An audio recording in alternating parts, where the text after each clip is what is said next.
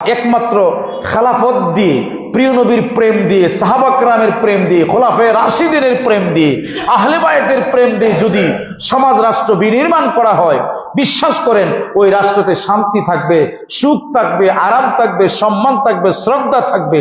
নচেত এই পৃথিবীর মানুষ ধ্বংসী হয়ে যাবে। আপনি দেখান পৃথিবীতে কোন জায়গায় শান্তি আছে। আপনি আমেরিকা বলেন, প্রতি মিনিটে দর্শন হচ্ছে হাজার হাজার মা বোন, প্রতি মিনিটে।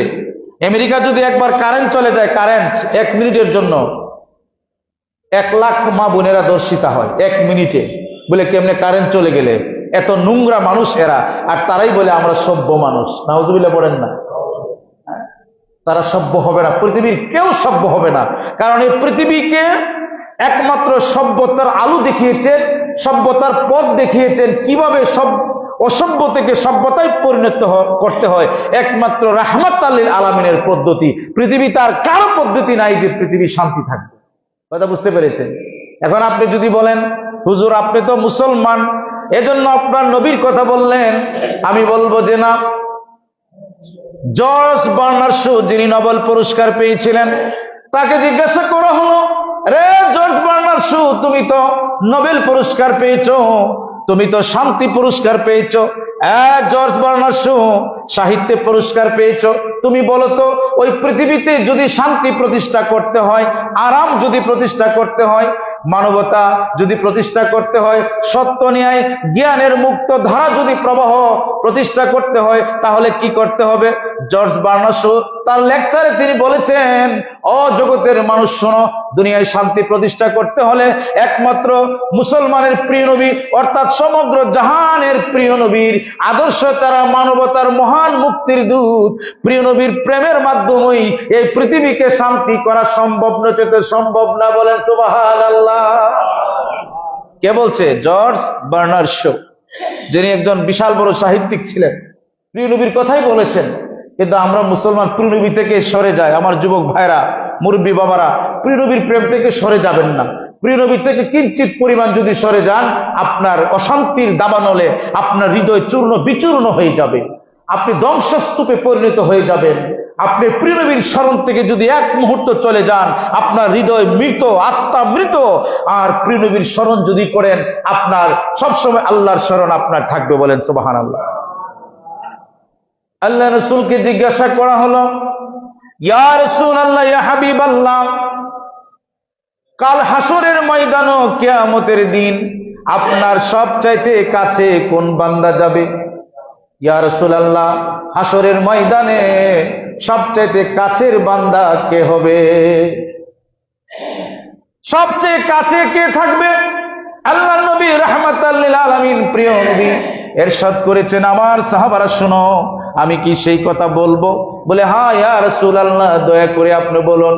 আল্লাহ নবী রাহমাতাল লিল আলামিন বলেন, ও সাহাবী শোনো, যারা আমি প্রিয় নবীর উপরে মুহাব্বতে সালাত এবং সালাম পাঠ করে হাসরের ময়দানে তাদের চেহারা থেকে নূর বের হবে, গুররে মুহাজ্জালিন হবে, তারা চকচক চকচক করবে, হাজার হাজার কোটি কোটি মানুষের সামনে তাদের চেহারা থেকে নূর বের হবে আমার সালাত ও সালামের কারণে। ওই সমস্ত আমার উম্মতেরা সবচাইতে আমার কাছে থাকবে। বলেন সুবহানাল্লাহ। এজন্যই সুন্নিরা যারা আছে আমরা বেশি সালাত ও সালাম পড়ি। কিছু কিছু ওয়াহাবী ভাই আছে বা অন্যান্যরা আছে, এত সালাত ও সালাম কি, ইয়া নবী সালাম আলাইহি এত দরকার কি? আপনারও ইল্লা মাশাআল্লাহ অনেক মুসল্লি আছেন, যদি কয় সিন্নির কথা মানে তবারকের কথা, তাহলে সালাত ও সালাম পড়বো। আর এমনি জাগা, আজকে 2 বছর হইতেছে আমি কয়েকজন মানুষ ছাড়া মানে বেনিফিট ছাড়া কেউ রে পাইছি না নবীরে সালাম দিত। আই রে ডুপ্লিকেট নবীর প্রেমিক। হ্যাঁ, সিন্নি দিলে তাহলে সালাতু সালাম আছে, কথা বুঝছেন? আর যেদিন সিন্নি হয় না, এদিন আমরা দেখছি জায়গা, কিন্তু ইমাম খতিব সাহেবের পরে, বুঝছেন নি? আবার এটা মনে করি না যে খতিব সাহেব তো পড়তেই হবে, তার খতিব জি না। আমি যে মাদ্রাসায় পড়ছি, আমার ছাত্র জীবন থেকে যেদিন থেকে আমি বুঝতে পারছি, ক্লাস 6 থেকে আমরা 3 বার করে প্রতিদিন সালাতু সালাম পড়ছি। বলেন সুবহানাল্লাহ। এটা আমার আমল, আর কোনো আমল নাই। সালাতু সালাম সবসময় পড়ি আমরা। কেন? কারণ সালাতু সালামের উপরে আর কিচ্ছু নাই। নামাজ কবুল হইলে হইতে পারে, না হইলে না হইতে পারে, কিন্তু সালাতু সালাম নবীর প্রেমের দুরূদ শরীফ কবুল হইব। তাহলে আপনারা তবরক দিলে শুধু থাকেন ভাইরা আমার, মনে কষ্ট নিবেন না। আমি তো কষ্ট পাইছি যে কেমনে যে সালাত সালাম যদি কই দাওয়াত আছে তখন থাকেন, আর যদি এমনি তখন চলে যান। এটা কি হইল? এটা কি ইনসাফ করা হইল? তো এটা কি নবীর ইশক হইল না সিন্নির সাথে ইশক হইল, তবরকের সাথে মহব্বত হইল না? তো এটা কি নবীর মহব্বত হইছে? আমরা নবীর উম্মত হইছি? এটা করবেন না আপনারা। বরং সালাতু সালাম আপনি আগে থাকবেন, মসজিদ বড়া থাকবেন, নামাজ পড়ে চলে যান, এই নামাজ কবুল হবে না। আমি একজন মুফতি, আপনারা হয়তো নাও জানতে পারেন, আমি গ্রান্ট মুফতি। আমি ফতোয়া দিলাম, আমার কাছে বহুত কিতাব আছে ফতোয়ার, নবীর উপরে দুরূদ শরীফ ছাড়া নামাজ কবুল হবে না, হবে না। তো আপনি যদি চলে যান, আপনি চলে যান কেন? আপনার নামাজ হইল না তো, এটা নামাজ হবে না। আমি আপনাকে 20টা ফতোয়ার কিতাব বলতে পারবো যেখানে লেখা আছে প্রিয় নবীর সালাতু সালাম ছাড়া কোনো নামাজ কবুল হবে না। আমার ভাইরা, বেজার হইলেন নাকি? এটা ফতোয়া আপনাকে শোনাই দিলাম, নবীর পক্ষে শোনাই দিলাম। দেখেন, একটা কথা মনে রাখবেন, আপনি আমার কবরে কেউ যাবে? যাবে না। আমি সেদিন আমার খুব কাছের মানুষ, পারিবারিকভাবে আমি আলোচনা করি, তো আমি আপনাকে বলছি না 1 মাস পরে হলে আলোচনা করবেন। আমার মা, শাশুড়ি, আমার পরিবারের মানুষ সবাই বসা, আমি একটা আলোচনা করছি যে প্রিয় নবী রাহমাতুল্লাহ আলাইহি সাল্লামকে, এবং আমার মামাও ছিল, আমরা পারিবারিকভাবে এইভাবে সপ্তাহে 1 দিন হলে বসে আলাপ করি। বুঝতে পেরেছেন? আমি আলোচনা করতেছি যে আল্লাহ পাক রাব্বুল আলামিন আমাদেরকে কবরের মাঝে শুধু একটি সওয়াল করবে। আমাকে প্রশ্ন করা হলো, উনিও অনেক বড় আলেম, মামা একজন কামিল ফাস, ওনা 3টা প্রশ্ন করবে। আমাকে বলে যে আপনি দেখান। আমি তো বুখারী শরীফ আপনি দেখান। তো বুখারীতে আছে, ওরে আমার কাছে তো বুখারী শরীফ আছে, উনি আর পায় না খুঁজা। মুসলিম শরীফও আছে, পাইসা না খুঁজা। এখন কইতে বাবা আপনি বলেন বিষয়টা কি? আমি কই এটা আমাদের হুজুররা ভুল ওয়াজ করছে এতদিন। বুখারী মুসলিমের মাঝে একটা প্রশ্নের কথা আছে, প্রিয় নবীকে দেখায়া বলবে, এই প্রিয় নবীকে, এই রাহমাতুল লিল আলামিনকে তোমরা চিনো কিনা? বলেন সুবহানাল্লাহ। তার বাকি প্রশ্ন মার রাব্বুকা, এটি মেসকা শরীফে, মুসলিম শরীফ কি তিরমিজি শরীফের হাদিস, বুঝতে পারছেন? নাসাই শরীফের হাদিস, বুখারী মুসলিমও নাই। তখন আপনি একটু চিন্তা করে দেখেন, আপনি যখন প্রিয় নবীকে আপনাকে যখন দেখাই দিব, প্রিয় নবীর আশেক কি বসে থাকবে না দাঁড়িয়ে যাবে? দাঁড়াই যাবে, প্রিয় নবীকে কদম চুমা দিয়ে বলবে সেই প্রিয় নবীর প্রেমিক ছিলাম আমি। আমাকে বেদাতি বলেছে, কত কি বলেছে, জিয়াফির কুর বলেছে, সিন্নি কুর বলেছে, কিন্তু আমি নবীর সালাত ছাড়ে নাই, দুরূদ ছাড়ে নাই। প্রিয় নবী বলে সে আমার গোলাম, আমার উম্মত, তাকে তুমি ছেড়ে দাও। তখন প্রিয় নবীর কদম চুমা দিব, আল্লাহ পাক আওয়াজ দিবে, আমার বান্দাকে বেহেশতের বিছানা তুমি পরিধান করিয়ে দাও। বলেন সুবহানাল্লাহ। আমার বন্ধুরা, তো প্রিয় নবীর দরকার আছে না? এই যে শবে বরাত, লাইলাতুল নিসফু মিন শাবান আমাদেরকে দান করেছেন কার মাধ্যমে? কার মাধ্যমে দান করছে? প্রিয় নবীর মাধ্যমে। মৌলা আলী শের খুদা রাদিয়াল্লাহু তাআলা আনহু থেকে একখানা হাদিসে মুবারক আছে যে লাইলাতুল নিসফু মিন শাবান যখন আসে, ইজা কানাতি লাইলাতুল নিসফু মিন শাবান ফায়াকুলু নাহারাহা ওয়া সুমু নাহারান ফায়াকুমু, দণ্ডায়মান হও লাইলাহা, রাত্রিতে, অর্থাৎ লাইলাতুল নিসফু মিন শাবান যখন আসবে তখন রাত্রিতে তোমরা নামাজ পড়ো, লাইলাতুল কিয়াম পড়ো। বলেন সুবহানাল্লাহ। তারপরে বলা হয়েছে যে ফাইন্নাহু ইয়ানজিলু, নিশ্চয়ই আল্লাহ রাব্বুল আলামিন স্পেশাল রহমত আর বরকতের নজর দান করে। কোথায় দান করে? আল্লাহ পাক আমাদের কাছে বিশেষ রহমত দান করে, বিশেষ রহমত নজরে আমাদেরকে ডাকতেছে। আলামিন, আলামিন মুস্তারজিক, আলামিন মুস্তাগফির, তোমরা কেউ আছো কি ক্ষমা ভিক্ষা করবে, ক্ষমা চাইবে?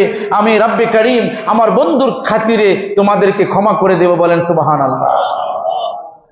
আলামিন মুস্তারজিক, তোমাদের রিজিক নাই, তোমরা অভাব অনটনে ভুগতেছ, তোমাদের প্রবলেম, চাকরি পাচ্ছ না, ব্যবসা বাণিজ্য ভালো যাচ্ছে না, রিজিকের অভাব থাকছে। আল্লাহ পাক বলতেছেন আসো ওই রাত্রিতে। প্রিয় নবী বলতেছে আমার বন্ধু আপনি বলে দিন, আল্লাহ বলছেন বন্ধু আপনি বলুন যে আপনার বান্দারা যদি, আপনার উম্মতেরা যদি ওই রাত্রিতে আমার কাছে রিজিক চান, মুস্তার আরযাকুহু, আমি তাদেরকে অসংখ্য রিজিক দান করব। বলেন সুবহানাল্লাহ। এবং যারা অসুস্থ, একটা টিপস আপনাদেরকে দেই, আপনার অসংখ্য অগণিত ডাক্তার দেখিয়েছেন, আপনি অসুখ ভালো হচ্ছে না, আপনি রুগী, আপনি এমন অসুখ যে অসুখ ডাক্তারে চিনে না, অপারেশনও ভালো হয় না, আপনি মারা যাবেন ডাক্তারে বলে দিল। হ্যাঁ, যদি এরকম জটিল রোগ আপনার থাকে, প্রিয় নবী বলছেন, আল্লাহু আকবার, বলছেন আমার বন্ধু আলামিন, আলামিন মুবতালান আমার বন্ধু, আপনার কোন উম্মত যদি অসুস্থ থাকে, তাহলে তারা যদি এই লাইলাতুন নিসফু মিন শাবান শবে বরাতের রাত্রিতে এক ফোঁটা চোখের পানি ফেলে দেয়, আর যদি বলে আল্লাহ আমার এই জটিল রোগটা যেন কমিয়ে যায়, আল্লাহ পাক রব্বুল আলামিন বলছে বন্ধু আপনি বলুন এই কঠিন রোগকে আমি নিরাময় করে দেবো। বলেন সুবহানাল্লাহ। আরে আপনি টেস্ট করে দেখেন, যদি আপনার কোনো জটিল রোগ থাকে শবে বরাতে এসে কান্দেন আল্লাহর দরবারও, সালাতু সালাম পড়েন, আপনার রোগ আর থাকবে না। প্র্যাকটিক্যাল, এগুলি কিচ্ছা কাহিনী নয়। আল্লাহ রাসূল সাল্লাল্লাহু আলাইহি ওয়াসাল্লাম বলেছেন প্রিয় নবী একটা কথা মুবারক, প্রিয় নবীর লামস মুবারক বৃথা নয়, যা বলেছে পুঙ্খানুপুঙ্খ সত্য, কিয়ামত পর্যন্ত তা ঘটতেই থাকবে। সুবহানাল্লাহ। বুঝতে পেরেছেন তো? কাজেই এই শবে বরাতের চাঁদ আপনাদেরকে বাধা দিবে যে হালুয়া রুটি বানাবেন না, বেশি বেশি বানাবেন। আচ্ছা বলেন, হালুয়া রুটি বানাই আপনি কি করেন? মানুষের খাওয়ার না নিজে খান? তো মানুষের খাওয়ানি লাভ না ক্ষতি? আরে হাদিস শরীফে এসেছে যে ব্যক্তি মানুষকে বেশি বেশি খাওয়ায় আর সালাম দেয় সে উত্তম ব্যক্তি। সুবহানাল্লাহ বলেন। তো এই দিন বেশি বেশি যেটা আপনাকে নিষেধ করা হবে ভালো কাজকে, এই কাজ বেশি বেশি করা ফরজ। আমার কথাটা বুঝেন, আবার বললেন না আমরা হুজুরে ফতোয়া দিছে যে হালুয়া রুটি বানানো ফরজ। আমি এটা বলছি না। যে ভালো কাজকে যারা নিষেধ করবে বিরুদ্ধবাদীরা, তখন ওই কাজটা আপনার উপরে করাটা ফরজ হয়ে যায়, আপনি বেশি বেশি করবেন। আরো বলেন সুবহানাল্লাহ। এরার অন্তরে যেন আগুন জ্বলে। আপনি হালুয়া রুটি করবেন, গরিবকে দান করবেন, নিজেও খাবেন, পাশের বাড়ির মানুষকে দান করবেন, অসংখ্য গণিত দান করবেন, খাইতেই থাকবেন। আর যে নিষেধ করে এরও কিছু দিয়েন। সুবহানাল্লাহ কর না? এরও কিছু দিবেন। যারা নিষেধ করে তার গরু আপনি কিছু পাঠাই দিবেন। এটা আল্লাহ রাসূলের হাদিস শরীফ আছে। তো প্রিয় নবীর সুন্নতকে যারা বেদাত বলে, প্রিয় নবীর সুন্নতের উপরে যারা আঙ্গুল তুলে, তারা মুমিন থাকতে পারে না। মা আয়েশা রাদিয়াল্লাহু তাআলা আনহা থেকে হাদিস শরীফ, শাহ ওলিউল্লাহ মুহাদ্দিসে দেহলভী রাহমাতুল্লাহ আলাইহি, শাহ আব্দুল আজিজ মুহাদ্দিসে দেহলভী রাহমাতুল্লাহ আলাইহি, মাদারুন নবুওয়াত শায়েখ আব্দুল হক মুহাদ্দিসে দেহলভী রাহমাতুল্লাহ আলাইহি সহিহ হাদিস বয়ান করতেছেন। একবার মা আয়েশা রাদিয়াল্লাহু তাআলা আনহা তিনি বলেন, আমি ঘুম থেকে জাগ্রত হয়ে বিছানায় হাত দিয়ে দেখলাম প্রিয় নবী বিছানায় নাই। সুবহানাল্লাহ বলেন। তো আমি চাদর মুড়ি দিয়ে আমি প্রিয় নবীর সন্ধানে চলে গেলাম।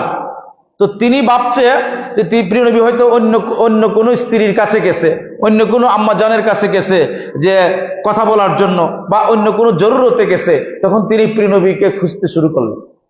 খুঁজতে খুঁজতে কোনো জায়গায় যখন পেলেন না, হঠাৎ করে জান্নাতুল বাকির দিকে মা আয়েশা রাদিয়াল্লাহু তাআলা আনহার চক্ষু গেলেন এবং দেখলেন প্রিয় নবী হাত মোবারক তুলে কাঁদতেছে। বলেন না সুবহানাল্লাহ। আল্লাহর নবী রাহমাতাল লিল আলামিন হাত উঠায় বললেন, আল্লাহুম্মা আগফির উম্মাতান, আল্লাহুম্মা আগফির উম্মাতান, আল্লাহুম্মা রাব্বি হাবলি উম্মতি, আল্লাহুম্মা রাব্বি হাবলি উম্মতি। হে আল্লাহ তুমি আমার উম্মতকে আমাকে দিয়ে দাও, আমাকে দিয়ে দাও, আমার উম্মতের গুনাহকে তুমি মাফ করো।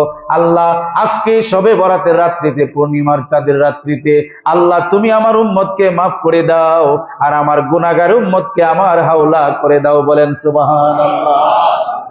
প্রিয় নবী দোয়া করতেছেন, হাত মোবারক উঠায়া কবরের পাশে। কি এর পাশে? সহিহ হাদিস।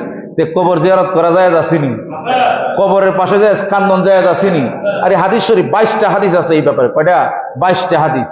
মোল্লা হাদিস পড়ে না, কিতাব পড়ে না, ফতোয়া দেখো কবর জিয়ারত বলে করতো না। আল্লাহর নবী হঠাৎ করেছে দেখলেন মা আয়েশা সিদ্দিকা রাদিয়াল্লাহু তাআলা আনহা প্রিয় নবীর পাশে দাঁড়িয়ে আছেন। তিনি আমিন আমিন বলতেছেন। আল্লাহর নবী বললেন, ওগো আয়েশা আপনি কি মনে করেছেন আমি অন্য জায়গায় চলে গিয়েছি? যে না না, হ্যাঁ আয়েশা আপনি কি জানেন আজকে রাত্রিটা কি? মা আয়েশা রাদিয়াল্লাহু তাআলা আনহা বললেন, আল্লাহু আ'লাম ওয়া রাসূলু আ'লামু বিমুরাদিহি বিহি, আল্লাহ এবং রাসূল এটার ভালো জানে। আল্লাহ নবী বললেন, এই রাত্রিটা হচ্ছে লাইলাতুন নিসফু মিন শাবানের রাত্রি। ওগো আয়েশা ওই রাত্রিতে যদি আমার কোন উম্মত ইবাদত করে, আল্লাহ রাব্বুল আলামিন তার 80 বছরের ইবাদতের সওয়াব দান করবেন। বলেন সুবহানাল্লাহ।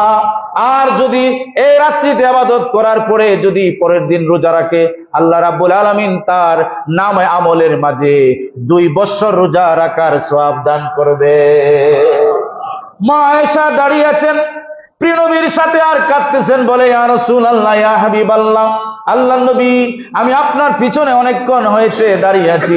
প্রিয় নবী বলছেন, আমি তো দেখেছি আপনি যে দাঁড়িয়ে আছেন। এই থেকে প্রমাণিত হলো, যদি কোনো মা এবং বোনেরা একা একা বা তার স্বামীকে নিয়ে কবর জিয়ারত করতে যায়, তাহলে মেয়েরা কবর জিয়ারত করতে পারবে, তাতে কোনো বাধা নাই। বলেন সুবহানাল্লাহ। এখন আপনারা বলবেন এটা কি নতুন ফতোয়া? ফতোয়া নতুন না, ফতোয়া পুরান। কথাটা হয়তো আপনার কাছে নতুন। এটা হাদিস কেমনে আইলো? মা আয়েশা রাদিয়াল্লাহু তাআলা আনহা, প্রিয় নবী এবং মা আয়েশা রাদিয়াল্লাহু তাআলা আনহা একসাথে দোয়া করছে আল্লাহর কাছে কবরের সামনে দাঁড়াইয়া। সুবহানাল্লাহ বলবেন। হয়তো আমাদের দেশে এই ব্যবস্থা নাই, আমরা খালি ফিতনা খুঁজি, ইবাদতের মধ্যে খালি আমরা বাধা দেই, অন্য কাজে কোনো বাধা দেই না। সে অন্য কাজে বাধা দেই, আপনার বাড়ির সামনে অস্ত্র দিয়া ছুরি দিয়া আপনার এই যে বৈরবের স্টেশনের এখানে খালি ডাকাতি করে, ঠিক না? কই আপনারা সবাই মিলে বাধা দিতে পারেন না, দেন না তো, ঠিক না বেটি? অনেকে জানেন সুরকে, এরপর আপনারা জান না, তো এই কাজে যান না। আর কবর জিয়ারত করতে যাইবো, ভালো কাজ, ঠিক না, ইবাদতের কাজ, এটা ফতোয়া। তো মেয়েরা গেছে কেন? আর ডাকাতি যে ডাকাতি করে না, এখানে কেউ যায় না, ঠিক না বেটি? আমি শুনছি তো ভয়, মানে এখানে অহরহ ডাকাতি হয় না? তো আমরা কি অনেকে জানি না কারা করে? অনেকে জানি, কিন্তু মনে করে যে আমি কেন যাব, যদি আমার রাত্রে আবার ধরে। আমরা একতাবদ্ধ নাই, তার কারণ প্রিয় নবীর রহমত থেকে আমরা যোজন বিজন দূরে। আমাদের কাছে মানবিকতা নাই, আমাদের কাছে দুনিয়ার জীবনটা সবচেয়ে বড়, আখিরাতের জীবন আমাদের কাছে বড় নয়। আল্লাহ রাসূল সাল্লাল্লাহু আলাইহি ওয়াসাল্লাম বলতে, বুদ্ধিমান ওই ব্যক্তি যে আখিরাত নিয়ে চিন্তা করে, যে আমার মরণের পরে কি হবে, এই সম্পদ আমার সব দুনিয়ায় থাকবে, আমি কি প্রিয় নবীর কাছে যেতে পারবো? হাসরের ময়দানে আল্লাহর কাছে আমি কি জবাব দেব? কোটি কোটি বছর আমি মাটির জমিনে আমাকে শুয়ে থাকতে হবে, এই চিন্তা মানুষে করে না। 60 বছর, 70 বছর, 80 বছর জিন্দেগির জন্য মানুষ পাগল হয়ে যায়, ঠিক না আমার ভাইয়েরা? কিন্তু কোটি কোটি বছর যেখানে থাকবো, এই জিন্দেগির জন্য কেউ পাগল না, আমরা পাগল হই না, ঠিক না?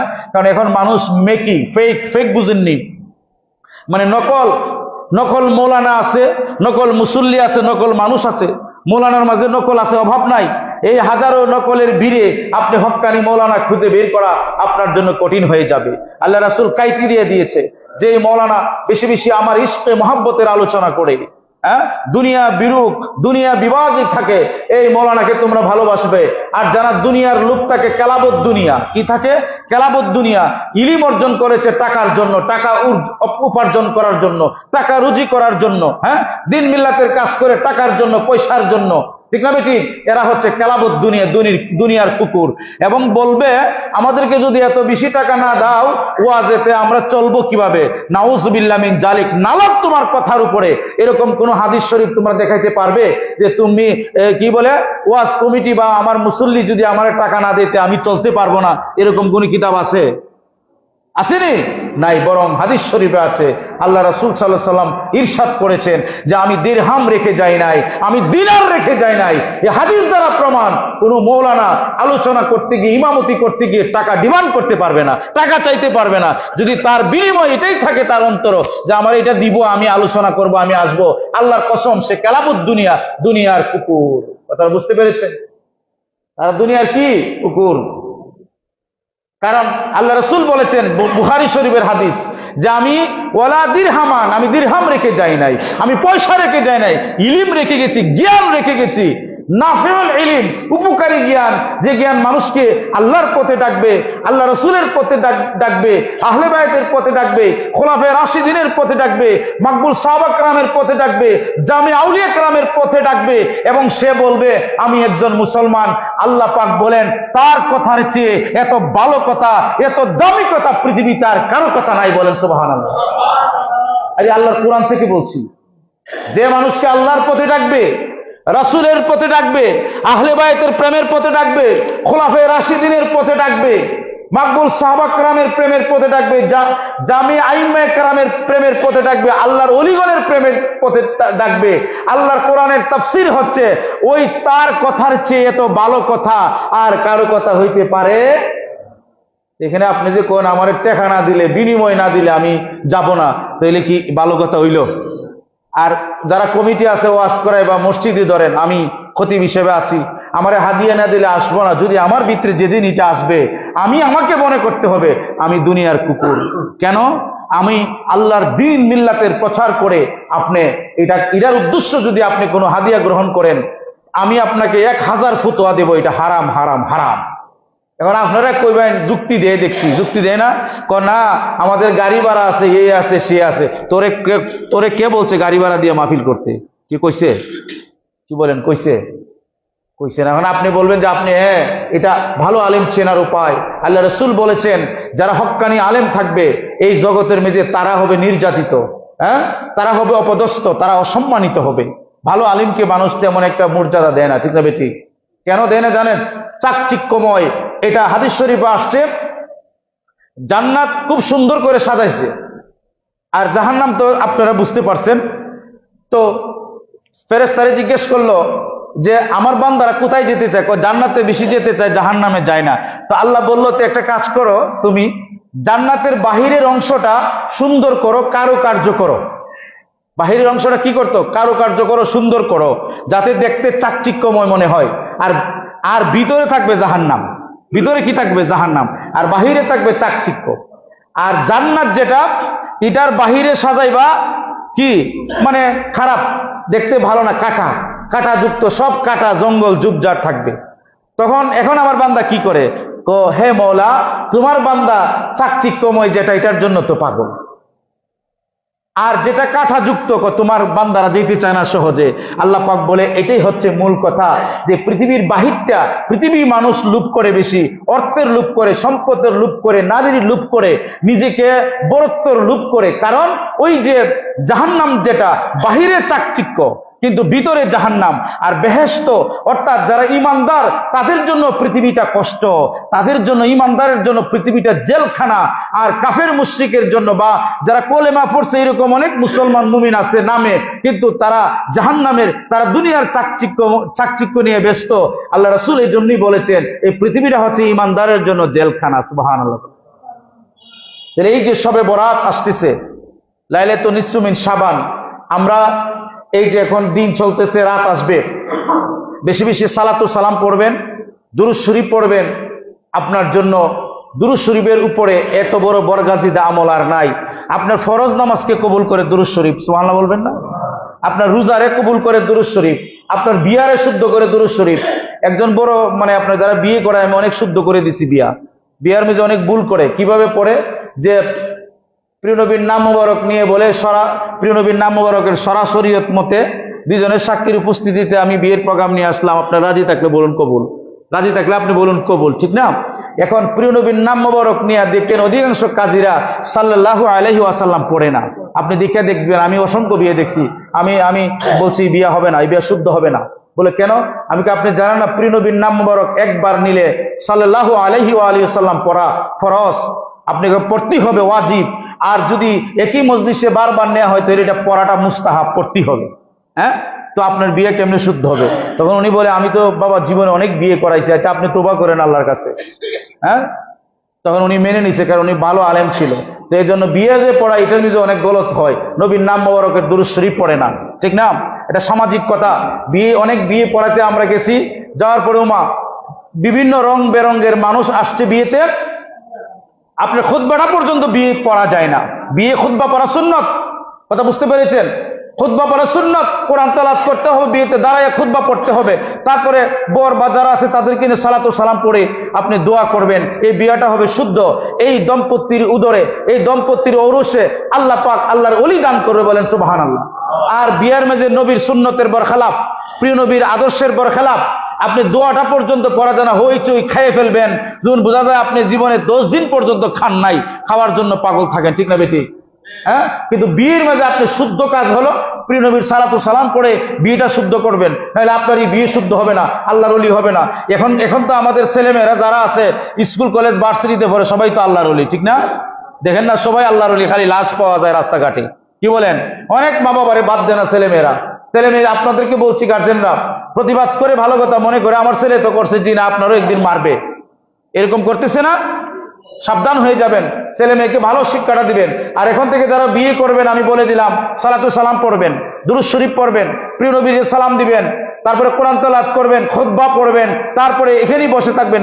মেয়ের কাছে এজিন নেওয়ার জন্য যাবেন কেন? এটা কই পাইছেন আল্টু ফাল্টু কথা, কিন্তু আমরা এটা চালাই দিয়েছি। সামনে আনবেন, এনে ফেস টু ফেস করে তারপরে বিয়ে করাই দিবেন। সুবহানাল্লাহ বলেন। তখন তাকে এজেন্ট দিবে, সামনে থাকবে যে তোমাকে এত মোহর দিয়ে সাক্ষীর উপস্থিতিতে আমি ইমুকের ছেলে ইমুকের সাথে তোমাকে বিয়ের পয়গাম দিছি, মা তুমি কি কবুল আছো? তখন সে তারা দেখে দেখে বলবে হ্যাঁ আমি কবুল। তখন সে বলবে কবুল। কথা বুঝতে পেরেছেন? তখন এই জায়গার মিজি সে ইসলামী পোশাক পরা থাকবে, নবীর প্রেমের পোশাক পরা থাকবে। এরপরে ওপেন করে দেন আপনারা। আজীব কথা, স্বামী দেখার আগে আরেক মাসে দিকে লাই বরে, তো এটা ভালো সন্তান হবে? আমি জানি এরপরে আমাকে বেশি অনেকে ভালোবাসবেন না, যে হুজুর করে না, এটা করাও আছে না। আপনার স্ত্রী আপনার জন্য হালাল, ঠিক না বেশি, তার একজন মানুষের জন্য হারাম না, তা আপনি এইভাবে প্রদর্শন করেন কেন? মা বোন কি প্রদর্শন করার জিনিস? কি বলেন, প্রদর্শন করার জিনিস নাকি? না, আপনি সুন্নতি তরিকায় রাখবেন। তখন এজিন দিবেন, এজিন দেওয়ার পরে উভয়ে দাঁড়াবে, দাঁড়ানোর পরে উভয়ে খুতবা দিবে। আপনি খুতবা দিবেন, খুতবা দেওয়ার পরে মূলত জের বিয়ে হে খুতবা দেওয়া আরো সুন্নত, সুবহানাল্লাহ না? কিন্তু হে তো এই সময় রুমাল ধরে রাখে, ঠিক না? আমি আপনাকে বিয়ের কথাটা কেন বললাম, এটাই সবকিছুর মূল। এখানে শুদ্ধ না হইলে এখানে শুদ্ধ না, আপনার সন্তানও শুদ্ধ না। তো আপনি দাঁড়ায় আপনি পড়বেন, খুতবা পড়বেন, আপনার যে পাত্র আছে পাত্রী উভয়ে দাঁড়াইবো, তারপরে আপনি সালাতু সালাম করবেন, এরপরে উভয়ের সাথে আপনি সবাইকে মিলে দোয়া করবেন। দোয়া করার পরে খেজুর থাকলে খেজুর একটু মিষ্টি বিতরণ করবেন। এরপরে আপনারা খাবারের জন্য যাবেন। আর এর আগেই চেয়ার টেবিল জুড়ে খাওয়ার জন্য বইরেছি 3 মাসের উপাস, ঠিক না বেঠিক? তো নেক্সট সন্তান কেমনে হইবে বুঝুনি? নেক্সট সন্তান কেমনে হয় না? আগের মা বাবারা কি করতো, আগের মা চাষিরা কি করতো, আপনার এই এমনিতে কিন্তু করে ফেলতো। মানে কি বলে, এই তোমার জন্য একটা পাত্র দেখছি বাবা, ঠিক আছে, পাত্রী তোমার পছন্দ, আমি দেখে আসছি। ও আমার মা দেখছে, বাবা দেখছে, ওকে ফাইন। আর এখন কয় না আমি দেখতে হইব, মোবাইলে ছবি দেখতে হইব, আরো কত কিছু করে। এর লেগে সন্তানই মোলা হয়, ভিন্ন ভিন্ন হয়। আল্লাহ পাক আমাদেরকে প্রিয় নবীর সুন্নত মুবারকার সাথে আমল করার তৌফিক দান করেন, বলেন আল্লাহুম্মা আমিন। এরপরে আরেকটা কথা, মসজিদে বিয়ে হইলে আরো বালা, সুবহানাল্লাহ কইবেন না? আপনারা জানি আমার কাছে আইন না বিয়ে পড়াবেন না, কিন্তু খতিবের কাছে যদি বিয়ে না পড়ান, বিয়েটা পুরাপুরি শুদ্ধ হয় না। কথা কয় না? এটা কি ভুল কইছি নাকি? মনে করছেন নতুন ফতোয়া? না না না, আপনি খতিবকে দিয়ে বা আপনি ইমামকে দিয়ে বিয়ে পড়াইতে হবে, এটা শুদ্ধ। কারণ মাশাআল্লাহ, দেখছেন, তাহলে তো আপনারই প্রমাণ। যাই হোক আমার বন্ধুরা, আজকে তো 7 ফেব্রুয়ারি, ঠিক না? আপনাদের যে গরিপুর কবরবাসীর স্মরণে যুব সমাজের উদ্যোগে ইমানি সম্মেলন ও সালাতু সালাম মাহফিল আছে। যারা আপনারা যেতে চান যাইবান। প্রধান মেহমান যিনি, আমাদের পবিত্র যে কোরআন শরীফ আছে না, এই 3 খণ্ডে উনি তাফসির করছে, বলেন আলহামদুলিল্লাহ। আপনাদের 2-4 মিনিট আমি কষ্ট দেব, এটা বলা উচিত, কারণ আমার এই জবানটা কি জন্য বানাইছে? আল্লাহ রাসূলের কথার জন্য, ভালো কথার জন্য, না খারাপ কথার জন্য বানাইছে? তো উনি কোরআন শরীফকে তফসির করেছেন। এই পৃথিবীর মাঝে একমাত্রই উনি যে কোরআনকে তফসির করেছেন বাংলা ভাষা দিয়ে, বলেন সুবহানাল্লাহ। 3 খণ্ডে এবং বিস্তারিত ভাবে লিখেছেন। ক্লাস 1, 2, 3, 4 এর বাচ্চারা রিডিং পারে, এও পড়তে পারে। কিন্তু এই বইটা আপনারা কেউ বাচ্চারা কিনা দেই না, বুঝছেন নি? অনেক দাম। তো আমি 2-3 জনকে গিফট করছি, কারণ সবাই গিফট করা যায় না, কারণ এটা তো অনেক দাম আছে। দাম কি 2-2.5 হাজার টাকা। প্রত্যেকের ঘরে ঘরে তফসিরটা থাকা দরকার। এই তফসিরের মাশাহুদ্দিন বুখারী শরীফ উনি 5 খণ্ড ওটা বাংলা তর্জমা করে দিছে। তিরমিজি শরীফ করছে, প্রায় শতাধিক কিতাব লিখছে। ইমামে আহলে সুন্নাত আল্লামা সৈয়দ সাইফুর রহমান নিজামী শাহ, বলেন মারহাবা। উনারে অনেক মুরিদ হন বা না হন, এটা আমার বিষয় না। মুরিদ হইলেও ভালোবাসবেন, না হইলেও ভালোবাসবেন। ইনি একজন হক্কানি আলেম, বলেন সুবহানাল্লাহ। আতায়ে রাসূল, আল্লাহ রাসূলের বায়াত রাসূল তিনি নেন। এবং এটা বায়াত রাসূল বলতে কি, আপনি মুরিদ হওয়া মানে বায়াত রাসূল নেওয়া, এটা আপনার জন্য ফরজে আইন, বলেন সুবহানাল্লাহ। আপনি বলবেন যে পীর ধরা ফরজ না, পীর ধরা কোনো ফরজ না, পীর ধরা কিচ্ছু না। তবে মুর্শিদ ধরা, হক্কানি মুর্শিদ ধরা, হক্কানি মুর্শিদের হাতে বায়াত হওয়া, এটা ফরজ, সুবহানাল্লাহ বলেন। পীর ধরা ফরজ না, পীর অর্থ বুড়া, এটা ফার্সি শব্দ। আমাদের সমাজে একটা বেজাল লাগাই দিছে ফার্সি শব্দ দিয়া, এটা বুড়া মানুষের কাছে যাবো না। না, যারা বায়াত রাসূল নেই ওনাদেরকে বলা হয় মুর্শিদ। কি বলা হয়? আল্লাহর কোরআনে আছে। যাই হোক, কত বড় একজন আলেম আসবেন, আপনারা যদি যারা যেতে ইচ্ছুক বা যেতে পারেন যাবেন। এত বড় আলেমের চেহারার দিকে চাইলে সগীরা গুনাহ ধরে পড়ে যায়, বলেন সুবহানাল্লাহ। উনি বায়াতে রাসূল নেই, বায়াতে রাসূল। এই বায়াতে রাসূল যদি আপনি না নেন তো ইমানদার হবেন না। কোরআনে আছে, আমি 23টা ডকুমেন্টস দিছি কোরআন থেকে, আমার অনেক লেকচার আছে এটার উপরে, আর আমি এটার উপরে 1 বছর পড়াশোনা করছি, বলেন আলহামদুলিল্লাহ।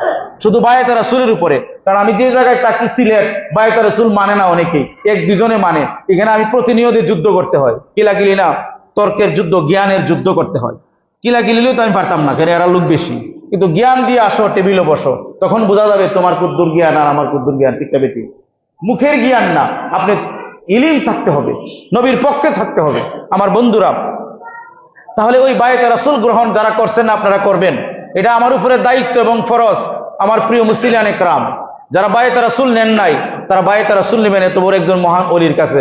বলবেন ওনার কথা বলছেন, অন্যর কাছে নিলে, হ্যাঁ, যারা আল্লাহর ওলি যে কোনো জায়গার মধ্যে বায়াতে রাসূল নিলে হবে, বলেন সুবহানাল্লাহ। আপনি যে ওনার কাছে বায়াত গ্রহণ করতে হবে তা কোনো কথা না।